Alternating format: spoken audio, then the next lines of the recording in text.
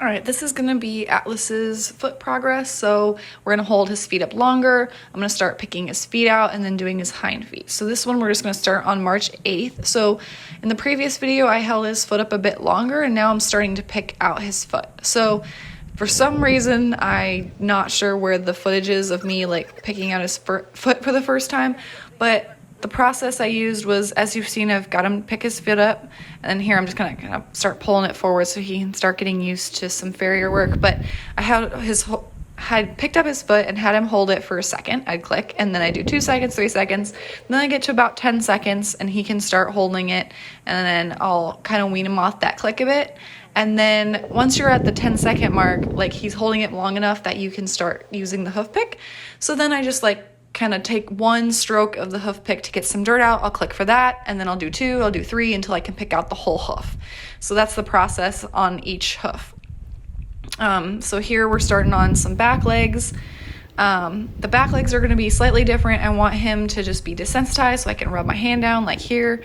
And then the next step is just to kind of take the weight off so he can rest the toe so he's not kind of, kicking his leg out and like bringing it up real fast. I don't want any of that. So I'm just kind of playing with his tail here, desensitizing him a bit. But so then I want that hoof to rest, and then I want the foot up, and then again I will add every second, like I'll click for 1 second, and then once that behavior is solid after a few times, I'll do 2 seconds and 3 and move on till 10, and then again I will start with the hoof pick and just do the 1 pick stroke, and then I'll add it up and continue until I can do the whole hoof. Then from there, I'll start pulling the legs in different directions like I just did with his front legs. Like I'll hold his front leg forward, I'll hold it back, I'll kind of move it to the side like a farrier would, and then eventually we'll do the same in the hind legs. Here I'm just gonna have him step over, so I'm just resting my hand on his hip, and I'm not really doing a lot of pushing. I'm just gonna kind of resist here, so he's got some what of a pressure, but as soon as he steps over, my hand's gonna stay. So it's not gonna follow him, it's just gonna stay and let go. So he did a nice step over there. I'm just gonna work on the other side. And then the hind legs I'll move around later eventually too. And I'll pull those to the sides and pull them forward and backward like they would be on a stand. And if you had a stand, that'd be good. You could kind of play with that. I use the mounting block, which you'll see later on in the video, and just kind of mess with that a little bit. So here's Atlas on the other side. He still kind of wants to shake his foot around, so I'm just kind of waiting till he's quiet here. And then I start picking out the foot, and then once he can hold it while I pick it out, I will click in feet. So he's still kind of a little wobbly with it. I'm trying to click him while he is still, and I'm moving I'm using the hoof pick there. He kind of wanted to pull his foot out of my hand, and I'm like, no, we're not doing that. So I'll just pause for a second, like we're not having any treats, like let's regroup and then try again. So there he just held his foot up for a moment, and then I clicked and fed him. Like, this is what we're doing. We're not shaking our legs around. You're gonna hold still, and I'm gonna pick your foot out. So and then I had so he didn't want to hold still again, so I'm just gonna kind of give him a bit of a timeout here and kind of pause, and then we'll try it again, and I'll kind of lower my expectations a bit, and this is much better. So click for that. That was perfect. So he held his foot up, I got 1 stroke of the hoof pick, I clicked as I did that, and then I fed him. So that's exactly what I wanted. Much better. He was just a bit confused, which he still is here. If you watched the previous video with Atlas's feet, you could see that I pointed out some things where I was like, oh, okay, I shouldn't have clicked that because he was moving his foot around. There, this is better. So I could click that and feed that. And what I should have done instead is just waited for him and gotten like a little bit lower criteria, but while the hoof was quiet and while the leg was quiet. So that's what I would have done instead of I was anthropomorphizing a little bit too much. I was like, okay, well, he knows, so I'm just going to keep clicking. But what I was really doing was clicking him for moving, and then I was frustrating myself in the process. So, not something you really want to do, but so now I still have a little bit of that leg wiggle in there, and that's what's showing up here, and it goes away as you can see through the rest of the video. But so I had ended up training that in myself on accident. So then you can not make the same mistake I did, hopefully. So I start moving on to the back legs here and just kind of rubbing him down his hind legs. He gets a bit tense when I'm kind of behind him, or not really behind him, but in his hind quarter area.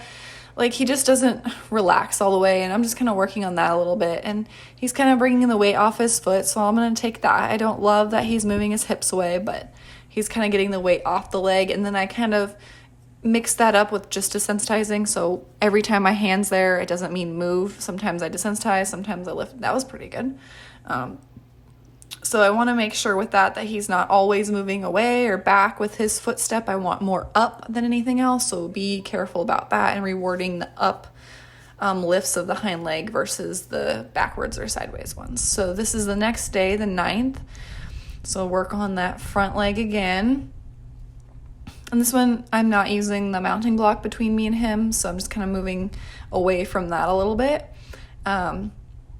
He's like, nope, I'm not doing this. Sometimes I'll get stuck with him just wanting to do his left front and not his right front. And I just keep asking till he gives me the right behavior, and I'll reinforce that. So then eventually that'll go away because he only gets reinforced for certain behaviors. So, but I'm trying to work away from the mounting block a little bit more. At this point, like I could put the halter on and have the lead rope on. Make sure your horse is good with the halter and the lead rope first, just so it doesn't scare them. Here I'm just kind of pulling his leg forward, and as long as he's nice and soft and I moved it forward a bit, I'll click while it's forward and then feed, because I'm just trying to get him ready. Let him kind of be more maneuverable with his leg. That was better. I'll click that. And just having more movement. So he's getting ready for the farrier. He's getting ready to have his hooves trimmed. He doesn't want to pull it forward. He wants to rock his weight back, but just kind of being maneuverable. So I can lift him up, I can pick him out, and then I can move him around and just make sure he's comfortable with the whole leg process is really good. And I just do a little bit at a time. If you think your horse is going to be not so great at this, I would go ahead and just put like a rope around them. So not tie around it or loop around it. It's just one loop of rope. So you had one end in each hand. So then you can let go if you need to, but you can use that to kind of introduce him to the process. So now we've got the 13th. So it's been a few days. So you can see him moving around. He's just kind of getting his footing there. That wasn't too bad. I had to take a quick call there. That's why I had to cut that out. But he looks a lot more steady in his leg here. He's got his legs up underneath him. He's not swinging that front leg around, and he's letting me pick it all the way out and pull it forward. So that looks really good. I really like that. It looks nice. Kind of move on to the other side here. I had multiple phone calls during this session, so we got a little sidetracked, but he was very good. He's letting me pick out his whole hoof. He's pretty relaxed. He had his neck down, like not too bad at all.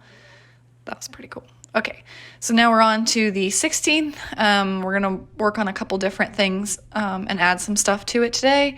But he looks much better, so I'm being a bit more picky about having that front leg still while I clean it out, and I'm up to the point where I'm cleaning out the whole hoof. So if the horse starts moving around, I would go back a few stages. So if you're picking the foot out and he starts moving around after like 3 seconds, I'd go back. Can you just do 1 second? And if he's still not great at it, go back to just not picking out and just holding it up for a few seconds and then build back up. So that's one good thing about clicker training too. You always have some foundation there, so you can build back up pretty easily. I wish I had the footage for it when I first started using the hoof pick. I'm not sure where that went, but I just used it really short. Like once you are holding the hoof up for that long, like once I put one stroke of the hoof pick, like he didn't care at all, and I rewarded it and we built up really fast. So it was a pretty easy transition to the hoof pick. So I was pretty happy about that. So I'm trying to stay pretty far away from his hind legs, so he's not, I'm not in kicking range. I have the mounting block kind of turned at an angle so that that solid wood part's kind of between me and him. If he wanted to kick out or something, that was really good. I want that lift up off the ground and just kind of like the toe rest for him. So that was nice. Go back down. I just kind of pet him with my leg or with my hand and make sure he knows I'm there. That was really nice. That's what I'm looking for. I just kind of squeeze like kind of behind his leg underneath the hock, and he just kind of took the weight off of it and rested his toe on the ground. I want that nice, calm, like he just kind of rests it and then lets me pick it up versus him yanking his foot off the ground and into the air. Like I don't want that. I want to be able to maneuver it and keep that relaxation in the leg. So That's really a key thing to do there, is let that toe rest on the ground first before you ask for any lifting off the ground. So I'm mixing it up here, doing a bit of desensitizing too, just kind of petting all over him, but I just kind of rubbed on his legs and didn't ask for a foot lift and just kind of mixed it up a bit. Try and fast forward through this. I gave him a little bit of a jackpot there. Ask him to back up, just kind of like the way I did with the hip. He's doing pretty good with that. That was really nice, actually. And then he just knows how to target my hand, so I'm just going to pop him on the other side, and we'll do the other side here. It's not the best angle, obviously. He is kind of in the way, but you could kind of see still underneath him, so I just left this in. But it's the same kind of thing. You can see that he's standing really nice, actually. He's really relaxed. Not bad at all. He's not moving his leg. He's letting me clean it out, and it's, multiple seconds. Like, he's doing a great job there. He got a little bit excited and ready to get his treat, so I'm just going to have him lift it up again, and I'll wait and click, and that was much better. He put it down really softly, so that was good. Move on to the back. So really, at this point, like, I'll kind of stretch his front legs forward. I'll move him around, but from here on out, like, I'm just going to pick him out like he's a regular horse now. So he has graduated to that. Like, we'll do some more farrier stuff and kind of work on that. But for now, like, in just general handling, I'm just going to pick his feet out like he's regular. So that's probably the end point for his front feet. So that last hoof lift of his hind leg, that was too much energy. So I'm just like, no, we're just going to rub on his leg. I'm not going to reward that one. That was much better. I just want that real gentle, take the weight off, but we're not lifting it into the air. So that was really good. So he's thinking about it. There, that was really good too. So I kept this in because you could kind of see a big difference between him lifting his leg and then just kind of taking his weight off gently, even though I'm on the other side. That was decent. Yeah, very good. And then I'm just going to ask again. Those were really, really perfect for him. So not bad at all. So stretch that front leg forward. I'm just kind of waiting there until he kind of stretches on his own. And then I'll click once his foot is extended and then go ahead and feed him. And then I'm just kind of messing with the mounting block and just kind of seeing if he'll rest it there a bit. First, like, I clicked as soon as his toe like hit the mounting block, like the wood on it. So I'm making sure that the block's off to the side, so he's not going to like get his foot in the holes or anything like that. He's just on the flat side, and then he can bring his legs straight back toward him. I'm just going to wait for him, and then as soon as it touches, I'm going to feed him. And it's kind of like a leg target. So as soon as his foot gets on there, he targets it, and he gets a click and a treat. So you'll kind of see his progress over the next few videos and kind of where he is with that. If you have like a hoof stand, you could do that too. If not, like, you can use a mounting block, you can use whatever. I wouldn't use like a panel of the fence or anything where he's going to get his foot stuck in, but I'm just using the top of my mounting block. So he's good here, but it kind of just gets him introduced to like another tool, because sometimes the things the farrier uses are scary. So before the farrier would see him, I would bring in some like foreign objects, like things he's not used to, other kind of mounting blocks or something, if I don't have a hoof stand, just so he can get used to other scary things that might worry him on the farrier day. So I'm just going to hold and then there, click him when his hoof's on it. That was pretty good. Not too bad. So he's really progressing quite well for the limited amount of lessons he's had over the winter. So not too bad at all.